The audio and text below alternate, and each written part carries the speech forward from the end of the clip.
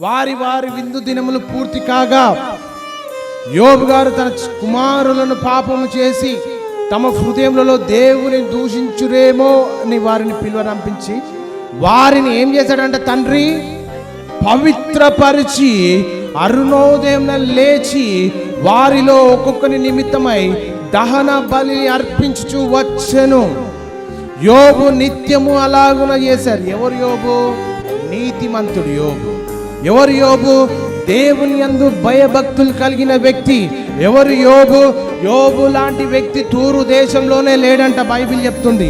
యోబు ఎవరు అంటే దేవుని భయభక్తులలో పెరిగిన వ్యక్తి. ఏమో తప్పు పని చేశారేమో అని ఈయన భయపడ్డాడు ఫస్ట్. ఎవరు? యోబు గారు. నా పిల్లలు ఏమైనా తప్పిపోయినరేమో, లేకపోతే ఏమన్నా మద్యపానం సేవించిరేమో, లేకపోతే తాగి తప్పటాడు లేచి ఇతరులను దూషించిరేమో, దేవుని దూషించిరేమో అని పిలిచి వారిని ఏం చేశాడంట? పవిత్రపరిచినంట. బాధ్యత కలిగిన తండ్రి. అరుణోదయం అంటే ఎప్పుడు? వారిలో ఒక్కొక్కని నిమిత్తం అంట, అందరి నిమిత్తం కాదు, ఒక్కొక్కని నిమిత్తము దహన బలి నర్పించుచు. అంటే ఆ ప్రాసెస్ అనేది జీవితాంతం చేస్తూ వచ్చినాడు.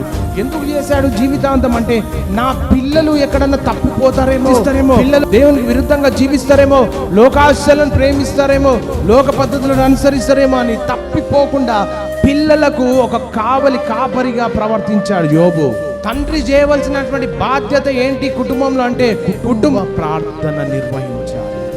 నీ కుటుంబానికి తండ్రి యజమానుడు.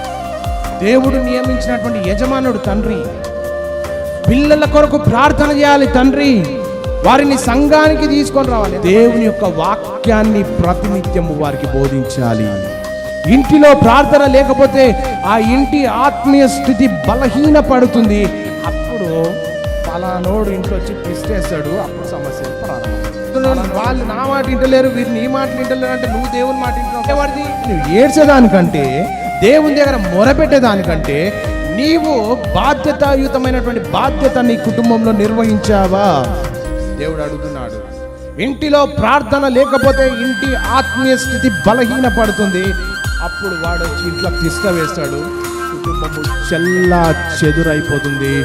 అప్పుడు సమస్యలు, కుటుంబంలో కలహాలు, బాధ్యత లేనితనము, వ్యసనాలు, చెడు, కష్టం వెంబడి కష్టం, బాధ వెంబడి బాధ. నిర్గమకాండంలో పాత తండ్రి చేసిన దోషంలో పిల్లలు అనుభవిస్తారు. జాగ్రత్త ప్రియ దేవుని సంగమా.